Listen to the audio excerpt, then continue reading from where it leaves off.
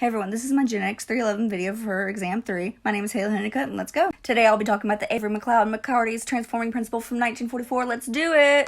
Around the mid-1900s, scientists knew that chromosomes were made up of protein and DNA, but they did not know which one made up the genetic material. Before we get too far into it, this is Frederick Griffith, who in 1928 performed this experiment for the first time. The experiment Griffith did was based off of Streptococcus pneumoniae. I think that's how you say it.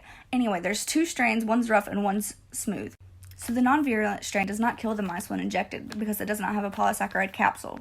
This means that their immune system can handle getting sick and still surviving. The S strain, however, is the virulent strain, which means it'll kill the mice.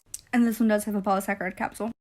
In the heat-killed smooth strain, the heat allows for the cells to burst open and then the protein to denature. With the cells burst open and the protein denatured, the mouse is allowed to live. On the far right here, he took the heat-killed smooth strain and the rough strain and mixed them together and injected them into the mice, which caused them to die. DNA is being released from the dead cells and the non-virulent strain is picking them up. This process is called transformation.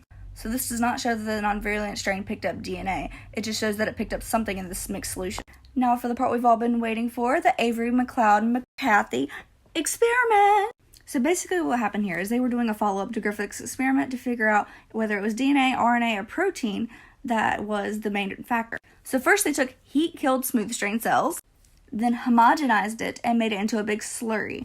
Then they took 3 different samples, right here, 1, 2, 3. So in the first sample here, they use an enzyme which destroys protein so that there's no protein in the following sample. In the second one right here, they are taking out the RNA with RNase, which is an enzyme that destroys RNA.